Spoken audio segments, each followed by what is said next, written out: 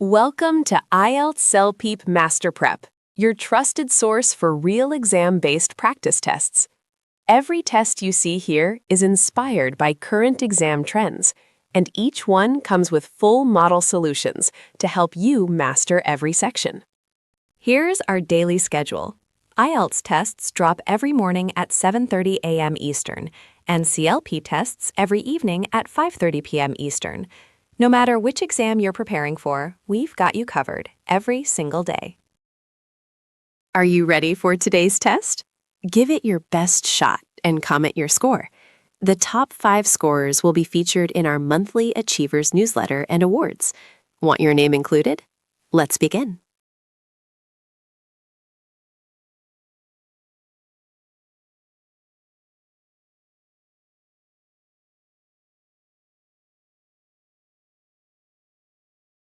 What is your happiest memory from childhood? My happiest memory is when my family went to the beach for a holiday. I was about 7 years old and we played in the sand and swam in the sea. It was really fun and I felt very happy with my parents and my brother. I'd say my fondest childhood memory is a trip to the seaside with my entire family when I was around 7. We spent the whole day building sandcastles and splashing about in the waves. What made it particularly special was that my father rarely had time off work, so having everyone together felt like a real treat. Without a doubt, my most treasured childhood memory revolves around a family holiday to the coast when I was approximately 7. What stands out vividly is the sheer joy of building elaborate sandcastles with my brother while my parents looked on. It was one of those rare occasions when my father had managed to take time off from his demanding job, which lent the whole day an almost magical quality that I've never quite forgotten. Did you prefer playing indoors or outdoors as a child? When I was a child, I preferred playing outdoors because I liked running around with my friends. We often played football or rode our bicycles in the park near our house. I think outdoor games were more exciting than staying inside. I was definitely an outdoors child. I much preferred being in the fresh air, whether it was cycling around the neighborhood or playing hide and seek with the other children on our street. I found indoor activities like board games a bit dull in comparison, though I did enjoy reading on rainy days. I was overwhelmingly drawn to outdoor play as a youngster. There was something irresistible about tearing around the neighborhood on my bicycle or organizing impromptu football matches with whoever happened to be available. That said, I wasn't entirely averse to indoor pursuits. On particularly miserable winter days, I'd happily lose myself in a book or tinker with building sets, but given the choice, I'd invariably gravitate towards being outside. Do you think childhood experiences influence the kind of person we become? Yes, I think childhood experiences are very important for our future. If children have good experiences, they will probably become happy adults. For example, if parents give love and support, their children will feel more confident when they grow up. Absolutely. I believe our upbringing plays a significant role in shaping who we become. Children who grow up in supportive environments tend to develop greater self-confidence. In my own case, my parents always encouraged me to try new things, which I think has made me more open-minded and adventurous as an adult. I'm firmly of the view that childhood experiences are instrumental in molding our character. The values instilled in us during those formative years, resilience, empathy, curiosity, tend to become deeply ingrained. Speaking from personal experience, the encouragement my parents gave me to question the world around me has undeniably fostered an intellectual curiosity that persists to this day. Of course, people can evolve beyond their early circumstances, but those foundational experiences cast a remarkably long shadow.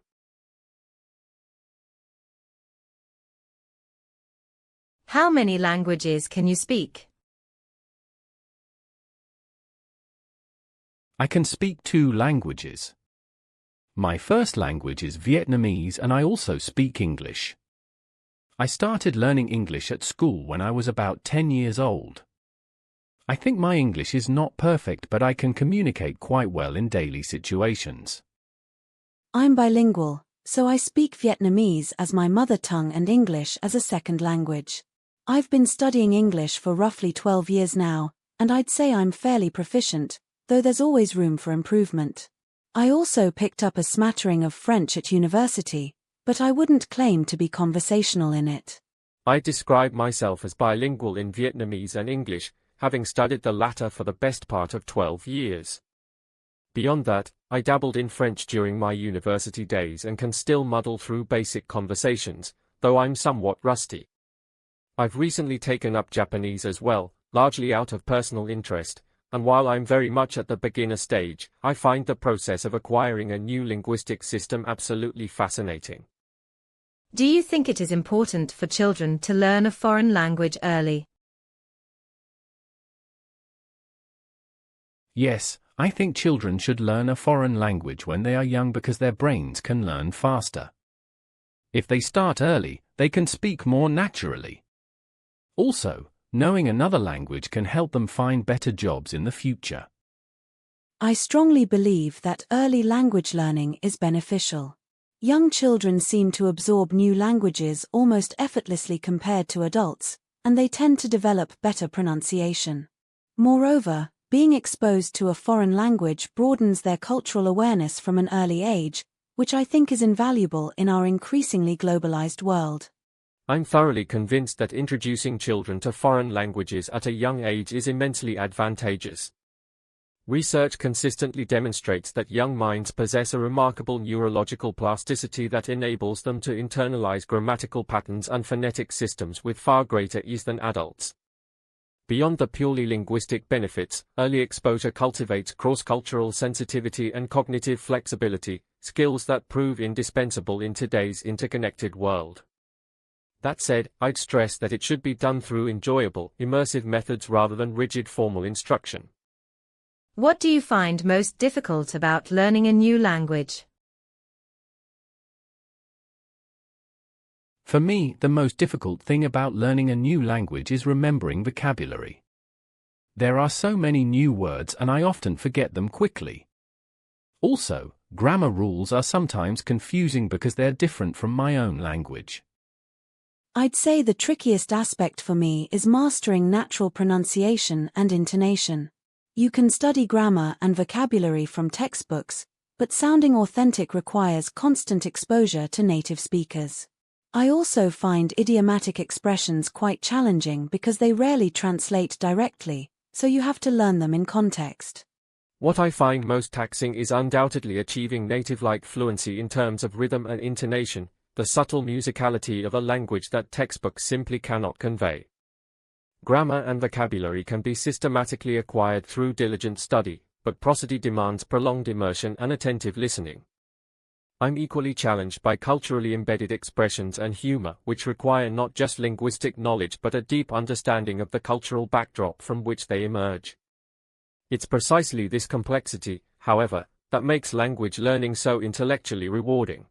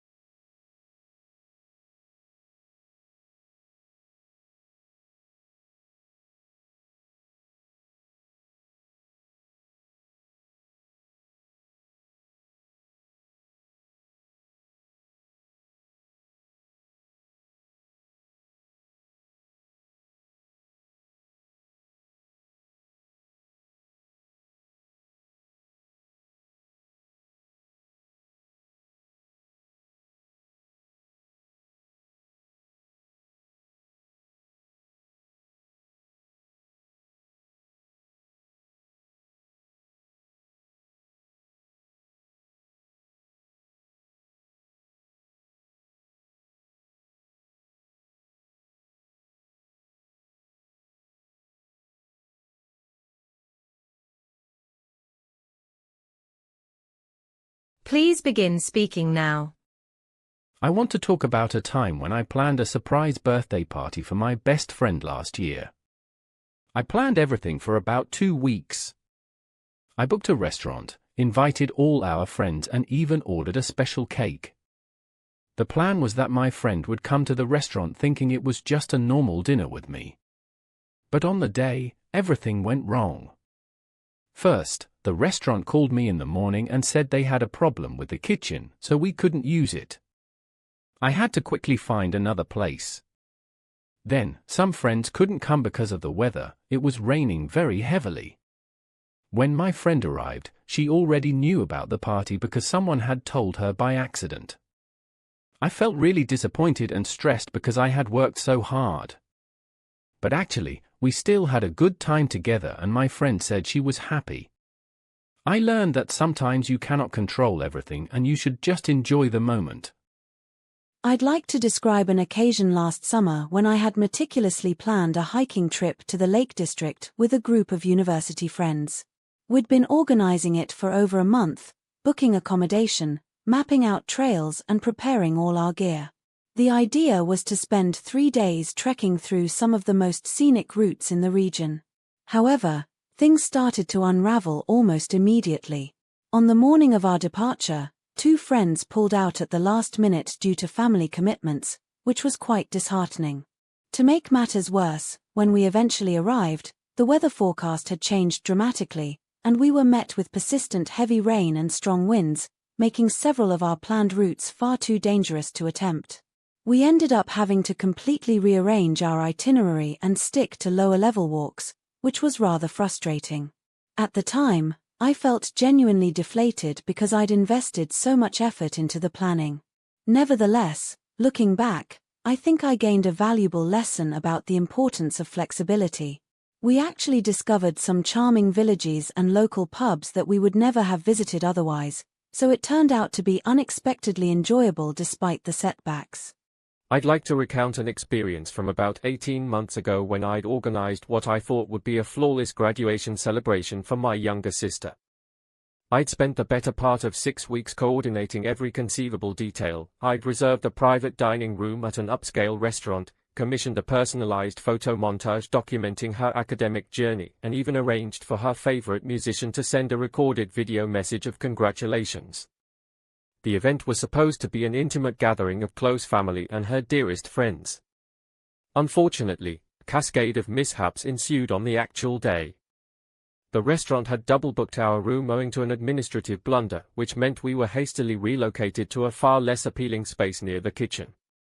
The photo montage, which I'd painstakingly curated, malfunctioned during the presentation due to a technical glitch with the projector, leaving us staring at a blank screen at what should have been the emotional centerpiece of the evening. Furthermore, the video message simply failed to download in time. I was absolutely mortified and felt a tremendous sense of frustration, having poured so much energy and emotion into creating something truly memorable. However, in hindsight, the experience taught me an invaluable lesson about relinquishing the need for perfection. My sister, remarkably, was utterly unfazed and reminded me that what genuinely mattered was having the people she loved around her. It fundamentally shifted my perspective on what constitutes a meaningful celebration. Do you think it is important to have plans in life? Yes, I think having plans is quite important because it helps people to know what they want to do and where they want to go. Without plans, people might waste their time and not achieve their goals. For example, students need to plan their studies so they can pass exams. But sometimes plans don't work, so people should also be ready to change them. Overall, I believe planning is a good habit for most people. Absolutely. I believe having plans is essential to a certain extent, as they provide people with a sense of direction and purpose. Without some form of planning, individuals may struggle to prioritize their responsibilities and could end up feeling somewhat aimless. For instance, career planning enables people to set realistic milestones and work towards them systematically. That said, I'd also argue that it's equally important not to become overly rigid, because life is inherently unpredictable and excessive attachment to plans can lead to unnecessary stress when circumstances change. That's a thought-provoking question.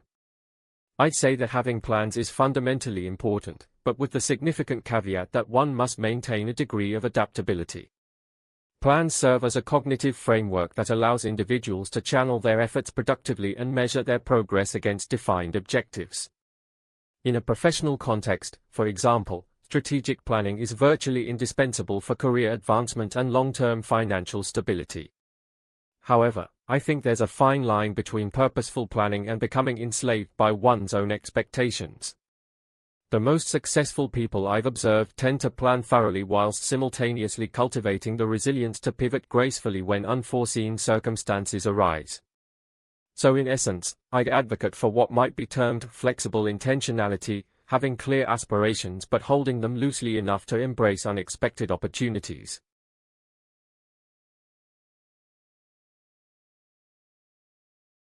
Why do you think some people find it difficult to cope when their plans fail? I think some people find it hard to cope when plans fail because they spend a lot of time and energy making those plans. When something goes wrong, they feel like they wasted their effort. Also, some people are not very flexible, so they don't know what to do when things change. Another reason is that some people worry too much about what others think, so they feel embarrassed when their plans don't work out. I think personality plays a big role in how people handle these situations. I believe there are several factors at play here. Firstly, many people tie their sense of self-worth to their achievements, so when plans fall through, they may perceive it as a personal failure rather than simply an unfortunate circumstance. Additionally, in today's society, there's considerable pressure to project an image of success, which makes setbacks feel particularly demoralizing. People who tend to be perfectionists are especially vulnerable, as they often struggle to accept outcomes that deviate from their expectations.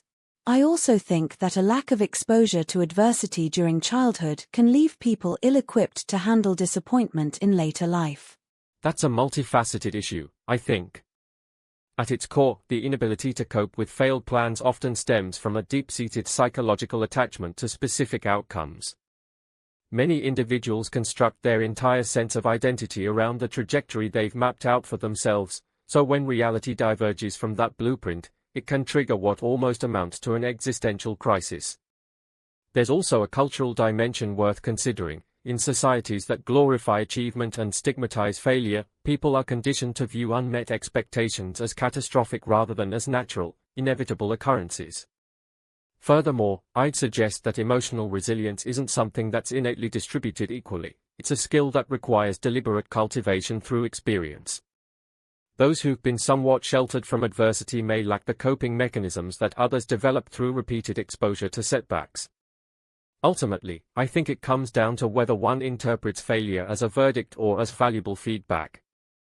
Do you believe that unexpected changes can sometimes lead to better outcomes than the original plan? Yes, I do believe that sometimes unexpected changes can have good results. For example, if someone loses their job, they might find a better one or start their own business. Also, when plans change, people can discover new things they didn't know about before. I know someone who missed a flight and ended up meeting an important person at the airport. So I think even though changes can be stressful at first, they can sometimes bring new opportunities that people didn't expect. Without a doubt, I think unexpected changes frequently lead to superior outcomes, although it may not be apparent at the time. History is replete with examples of accidental discoveries. Penicillin, for instance, was famously discovered when Alexander Fleming's experiment went awry. On a more personal level, many people have found that career changes forced upon them by redundancy ultimately steered them towards more fulfilling professions. I think the key factor is one's mindset. Those who approach disruption with curiosity rather than fear are far more likely to capitalize on the hidden opportunities that unexpected changes present. Having said that, I wouldn't go so far as to say that all disruptions are beneficial. Some genuinely are detrimental. I'm thoroughly convinced that some of life's most transformative outcomes emerge precisely from the wreckage of derailed plans, though I appreciate this can sound somewhat trite to someone in the midst of a crisis. The concept of serendipity is well documented across virtually every field of human endeavor, from scientific breakthroughs to entrepreneurial success stories. The discovery of vulcanized rubber, the invention of the microwave oven, and countless pharmaceutical innovations all originated from experiments that spectacularly failed to produce their intended results.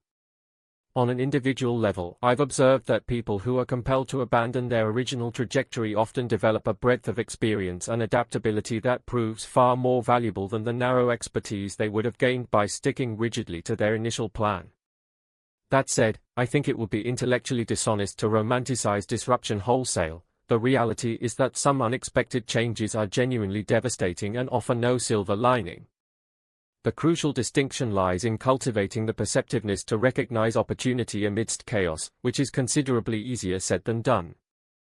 How can societies better prepare young people to deal with failure and unexpected setbacks? I think societies can do several things to help young people deal with failure. First, schools should teach students that making mistakes is a normal part of learning. Teachers can encourage students to try new things without being afraid of failing. Also, parents should not always protect their children from problems because children need to learn how to solve difficulties by themselves. Another thing is that social media shows a perfect life, which is not real, so young people should understand that everyone has problems. I think these changes would help young people become stronger. I think this is something that requires a concerted effort across multiple institutions. Schools, for their part, ought to embed resilience training into the curriculum rather than focusing exclusively on academic achievement. This could involve project-based learning where students are encouraged to experiment, fail, and iterate without being penalized.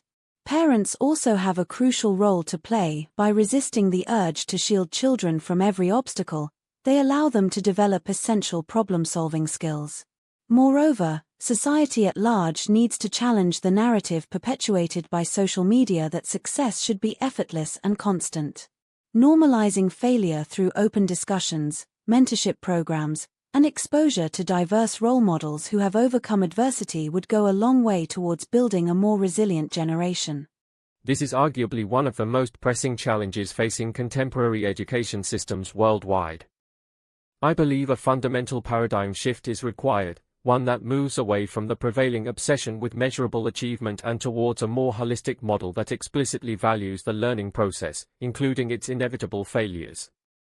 Practically speaking, schools could incorporate structured opportunities for productive failure, where students tackle deliberately challenging problems and are assessed not on whether they succeed but on their approach to problem solving and their capacity to extract lessons from setbacks. Beyond formal education, I think there's an urgent need for greater societal transparency around failure.